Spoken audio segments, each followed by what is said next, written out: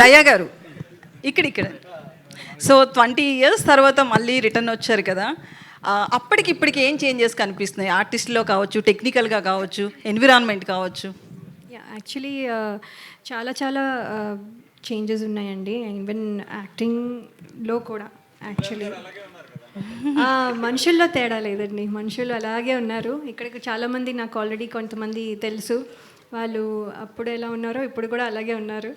So మనుషుల్లో కాదు కానీ బట్ బేసిక్లీ యాక్టింగ్లో కూడా ఆర్ యూనో ఇప్పుడు చాలా న్యాచురల్గా వెళ్తున్నారు. అప్పుడు కొంచెం డ్రమాటిక్గా ఉండేది కొంచెం.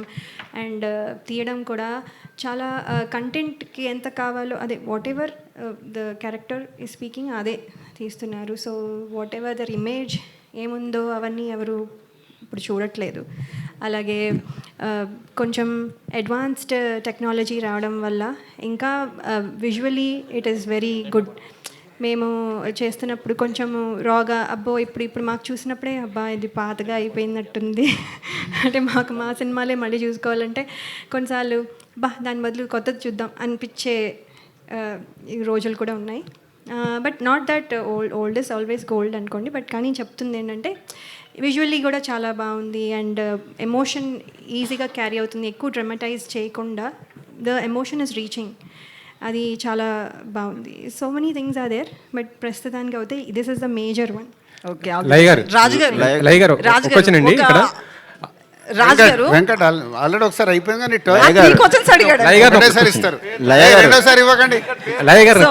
రాజుగారు నువ్వు ఉన్నారు కదా లయ గారిని అడుగుతున్నా సార్. ఒక్కటేసారి మైక్ తీసుకొని అడిగేయాలి. ఏం లేదండి, హీరోయిన్స్ అందరు కూడా సెకండ్ లక్ష్మి గారు. రాజుగారు సారీ ఈ క్వశ్చన్ అడుగుతున్నందుకు ముందే చెప్తున్నా. అవుట్ ఆఫ్ తమ్ముడిని కాకుండా వేరే క్వశ్చన్ ఆన్సర్ ఇవ్వబడదు. No out of the box question. నేను అసలు సమస్య లేదు.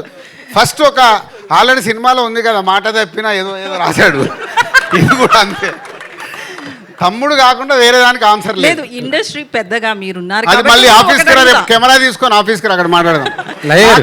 నా వల్ల తమ్ముడు సినిమాలకు వెళ్ళి డీవియేట్ అవ్వడం నాకు ఇష్టం లేదు. సప్తమి గౌడ ఈ తమ్ముడు స్టోరీ అంటే యాక్చువల్లీ మీరు మ్యారేజ్ చేసుకున్నారు, యుఎస్ వెళ్ళిపోయారు కదా.